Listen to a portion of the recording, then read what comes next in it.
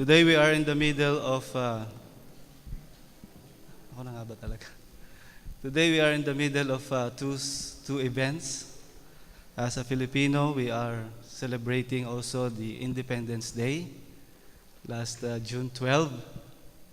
That's why I've seen many of you are wearing the national dress, the Barong Tagalog. And also tomorrow we are also celebrating Father's Day. But we know that we have only one Father in heaven. And Jesus, which we are waiting to return soon. I would like to thank Brother Michael officially, because I was so excited when I came here. Supposed to be, I will speak last Sabbath, May 31, but I gave my slot to Brother Matthew Reyes, and one of the elders gave me her slot today. I'm expecting I'm going to speak at the end of the year or next year. It's fine with me. But it's okay because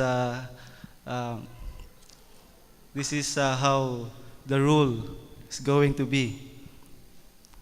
So today I'm going to share a topic that I have chosen. And the title of my message today is about stay focused. How many of you are used to using your cell phone while you are driving? Huh? Using your cell phone while driving. I'm one of those who are also using their cell phone while driving, but staying focused is also related to our attention span. That means the amount of concentrated time on a task without being distracted. In spiritual application, there are two types of application or spiritual attention. One is short term, and the other one is long term. If you pay attention to little things, it leads to the achievement of long-term goals while enjoying its benefits. We believe that our Lord Jesus Christ is coming soon. But it is also important, according to Matthew chapter 24, verse 46, that the servant of God, while waiting, will also find doing. So here in Canada, it is illegal to use your cell phone while driving because we know that you will get distracted. And according to Transport Canada's National Collision Database, for years 2006 to 2010, the fatal number of collisions caused by distracted driving risen by 17%. Over the most recent 5 years period, studies estimate 30 to 80% of collisions accepted cell phone as the major contributor. So in a short period of time while you're driving, 30 minutes to 1 hour from work, going back to your home, and somebody texted you or called you, and you answered that call, that small or short period of time can be a fatal, can be a deadly answer, or it could cause a deadly effect. So we cannot avoid distractions, right? in every time in our daily living, there's too much distractions. And while waiting for the Lord, there are distractions that coming in our ways. That is the short, for me, in a spiritual application, this is a short-term attention span. We should focus, we should concentrate while driving. But in a long term, we can also apply this attention as we are preparing and waiting for our Master, for our Lord. Did you know that in Venezuela, because Venezuela produced 5 times of Miss Universe and Miss World. That's why they organized a school which is attended, or the 4-year-old children could attend, or 4-year-old girls could attend. As early as 4, they can learn how to become a new beauty queen. Okay? So if you want your children or your daughter to become a future Miss World or Miss Universe, you can send them in Venezuela. Because in that school, they were taught how to do catwalk. Did you know how to do that? Catwalk? Okay. Sample? I would like to call Sister Joy to do the catwalk because I don't know how to do that. Okay?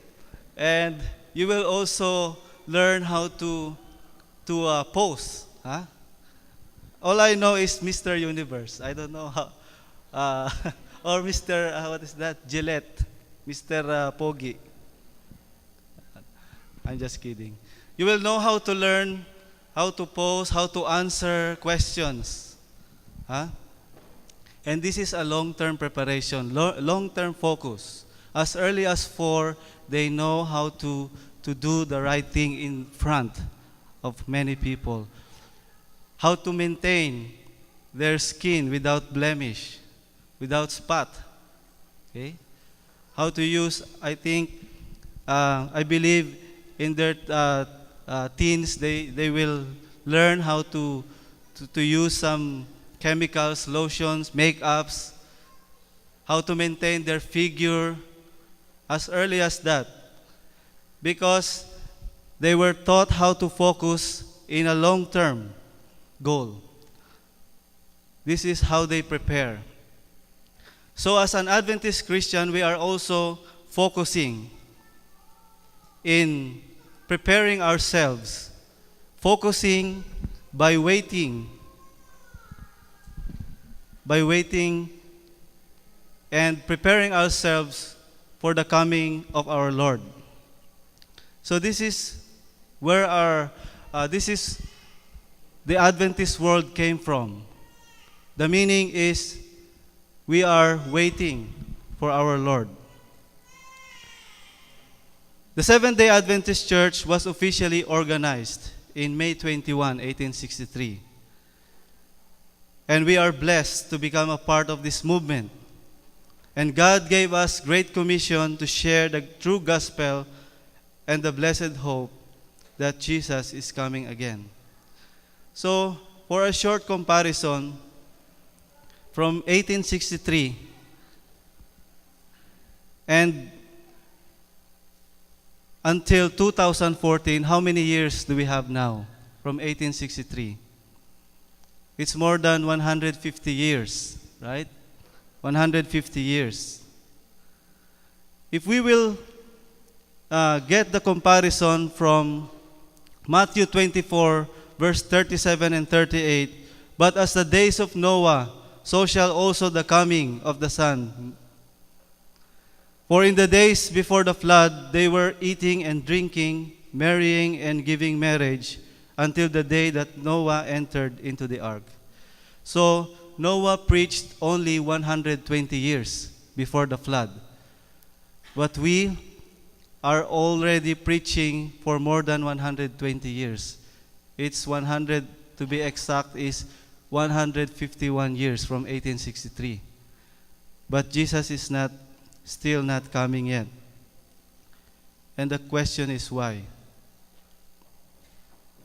We know that in the last days, the Lord gave Ellen White a vision of the lifestyle and the activities of the remnant. Number one, they have a spirit of service and self-sacrifice. Searching the Word of God daily, but not neglecting present truth or present duties. As if each day might be our last. Number two, conscientious Sabbath observance. Number three, faithful in tithes and offerings. And we are still establishing new institutions. Number four. And some Adventists, some Christians are going into a medical missionary work.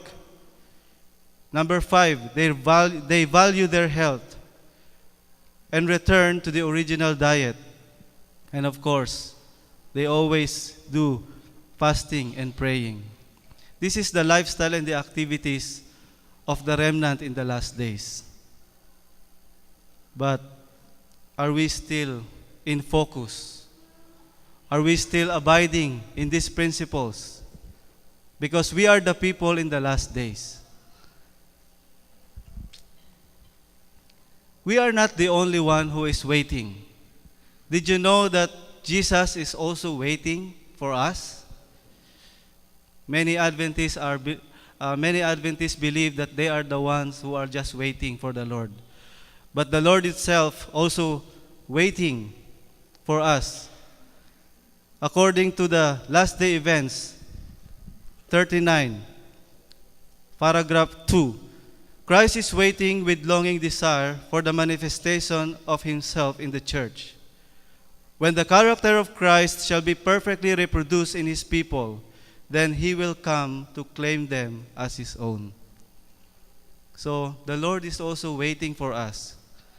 And he wants his character to be reproduced in his church, in his people. And it is also our privilege as a Christian not only to look for that, but to hasten the coming of our Lord Jesus Christ, where all who profess his name, bearing fruit to his glory, how quickly the whole world will be sown with the seed of the gospel, and Christ would come to gather the precious grain. By giving the gospel to the world, it is our power to hasten our Lord's return, according to Desire of Ages 633. But we know that the Lord will not going to wait forever. When the time fully comes, that iniquity shall have reached the stated boundary of God's mercy, his forbearance will cease. God will not wait for us forever. In this matter,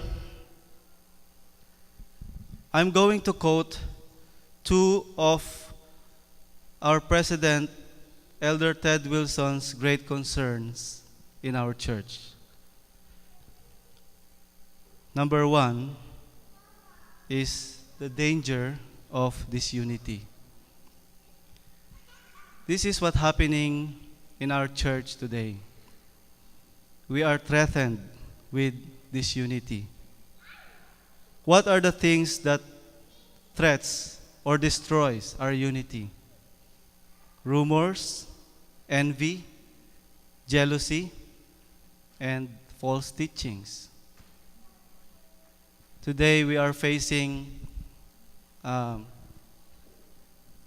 arguments and difficulties in our doctrines, some of our doctrines.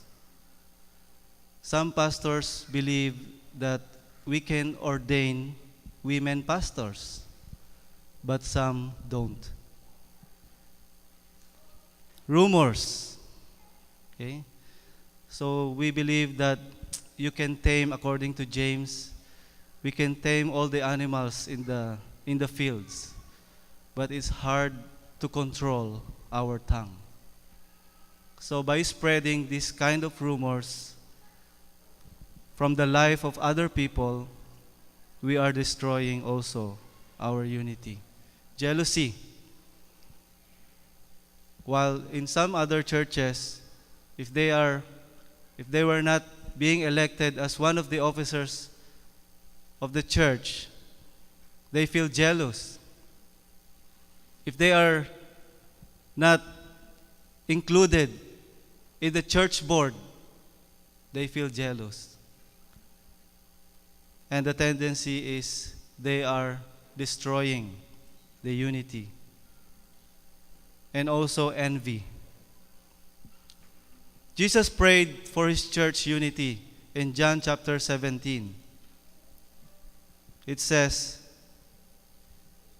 that they all may be one as you, Father, are me, and I in you. Oh, is that the one?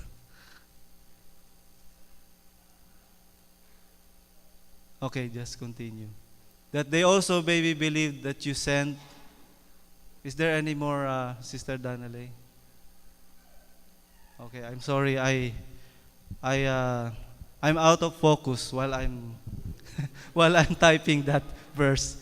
But I believe it is in John 17. Selected Messages, Book 2, page 159. It says, unity is the strength of the church. Satan knows this, and he employs his whole force to bring in dissension. He desires to see a lack of harmony among the church, members of the Church of God. Greater attention should be given to the subject of unity. He knows that.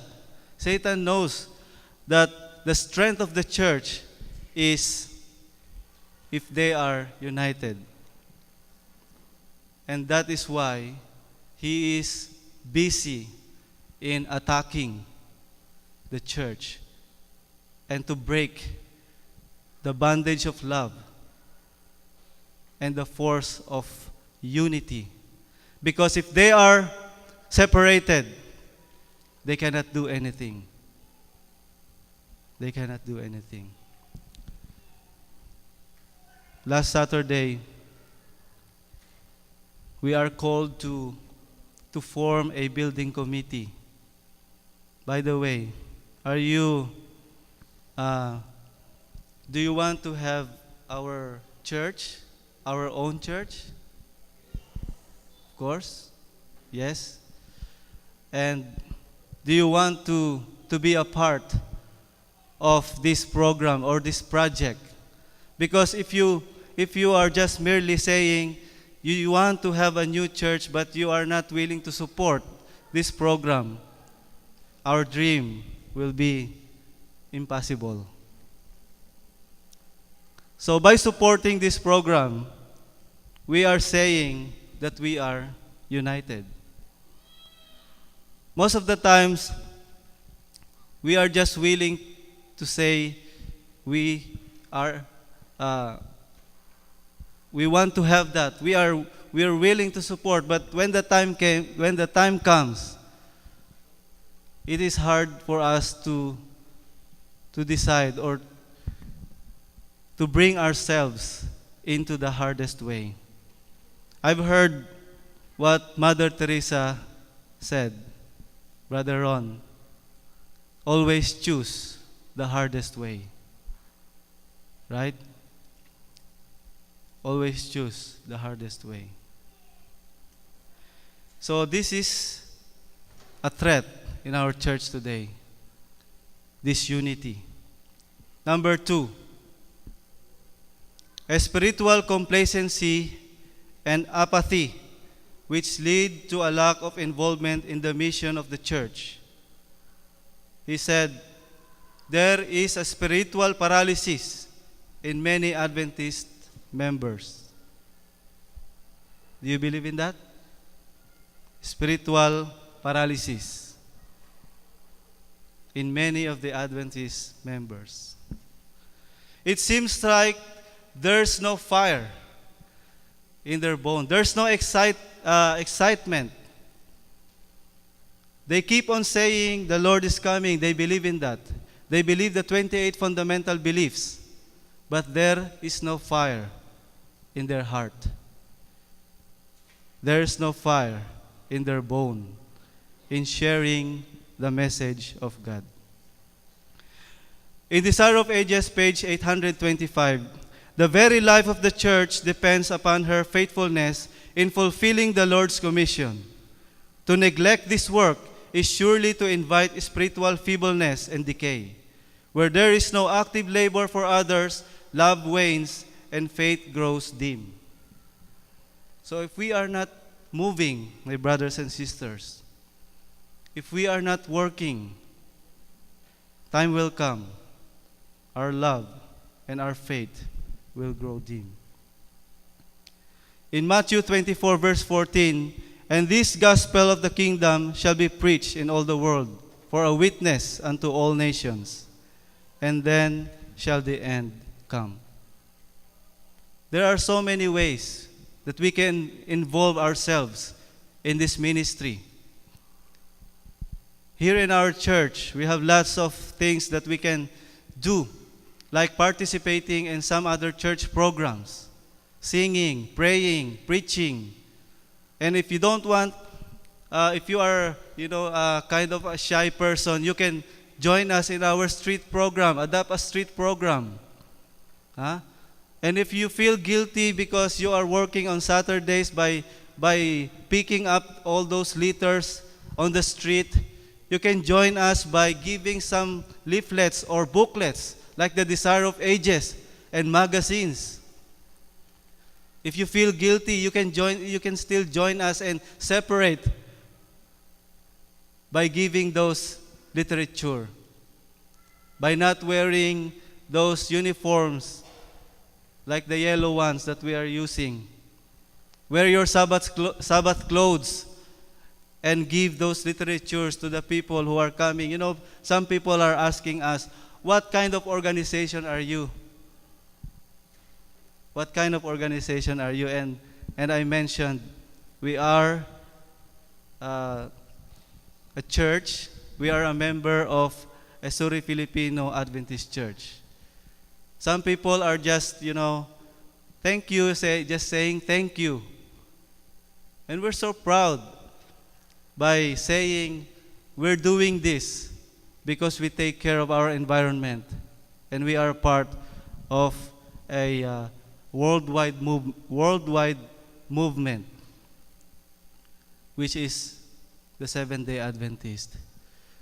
So I'm inviting you to join and participate in our programs and activities in the church. You don't need to go to Somalia. You don't need to go to some other places to show you're excited. You are willing to preach the gospel.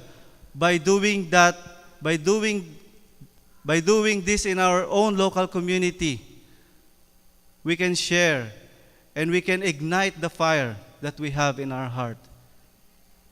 That we are truly waiting and excited for our Father in heaven's soon coming return. Soon coming. My brethren, Bob Hope said, I grew up with 6 brothers. That's how I learned to dance. Waiting for the bathroom. See? While waiting, imagine 6 brothers, and he's the 7th. While waiting for his brother's time in bathroom, what is he doing? Dancing. If you don't dance, you cannot control yourself, right? If you don't dance. But for me, it's not effective. I need to go. I need to go somewhere. But for Bob Hope, he learned how to dance while waiting. My brethren, it is now the time to examine ourselves. Are we still patiently waiting for the Lord? Are we still supporting the unity of our church? And are we still willing to actively participate in our mission? Before I end my story, I mean my message, because it's already 12:30, almost 12:30.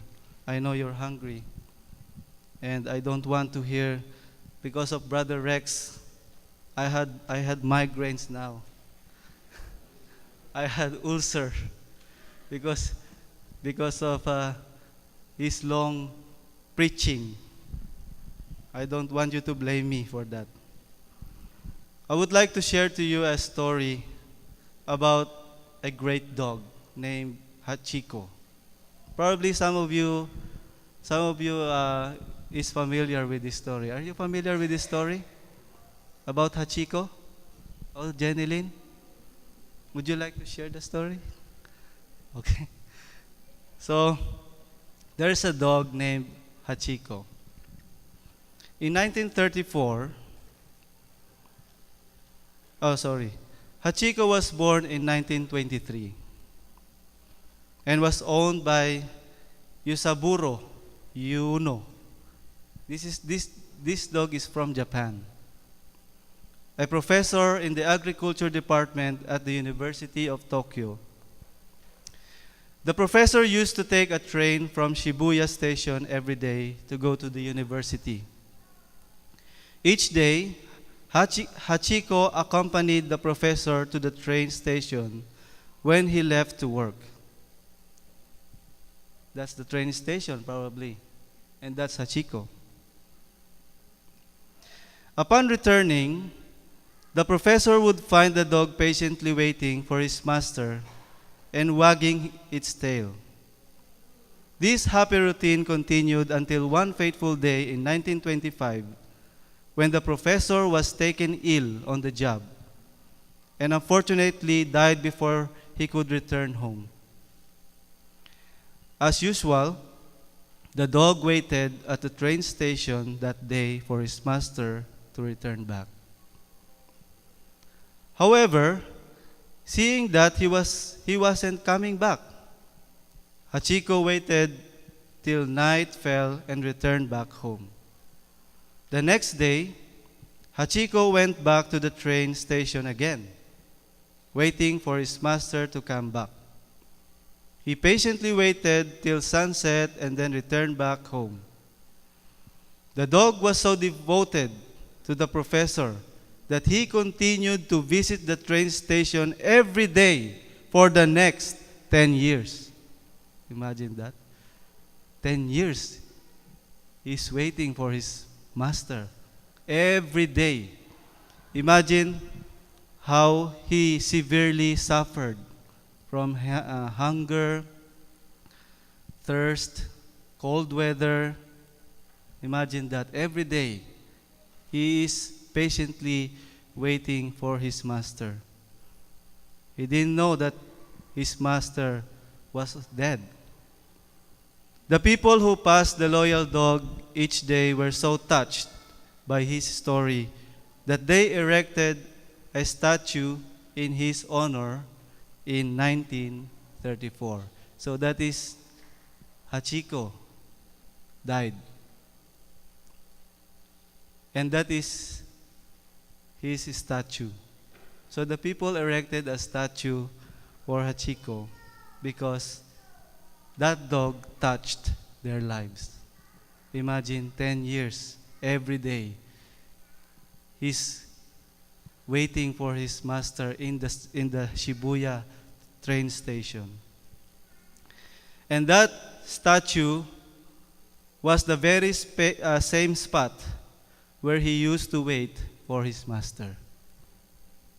My brothers and sisters, getting married, getting a good job, having a great profession, everything, name it, having a brand new house, or having a new relationship, is not a is not an obstruction, or it is not a distraction if we are using those properly, if we are still focusing in our Master's return. So let's continuously, patiently wait while doing the Great Commission of our Lord. We are not just waiting just by sitting, or just, literally just waiting, something like that. Because we have something to do. We have a work to do. We are called out of disappointment in 1844. And we are still commissioned by God until He comes, by doing these important things. So let's read Isaiah chapter 40, verse 31. But they that wait upon the Lord shall renew their strength. They shall mount up with wings as eagles. They shall run and not be weary. They shall walk and not faint. May the Lord bless us this day. And I pray that the Lord will continuously give us patience and encouragement and fire to work in His field. May the Lord bless us.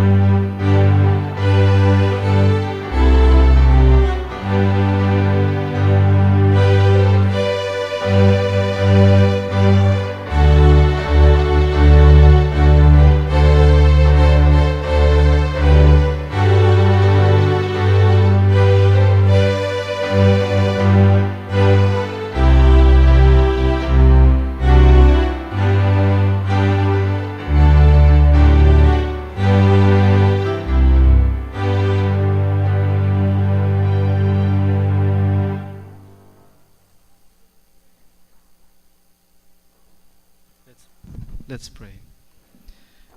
Father in heaven, thank you for reminding us this morning about the things that we need to focus on. Help us and bring your Holy Spirit to grow the seeds of truths in our hearts and share them to others. We believe that our Lord will come very near, very soon. Help us to prepare not only ourselves, but also our family and our neighbors and our community by doing tremendous things through the help of your Holy Spirit. Thank you, Lord, for being with us this morning. Thank you for blessing us and to feed us with your words. In Jesus' name, amen.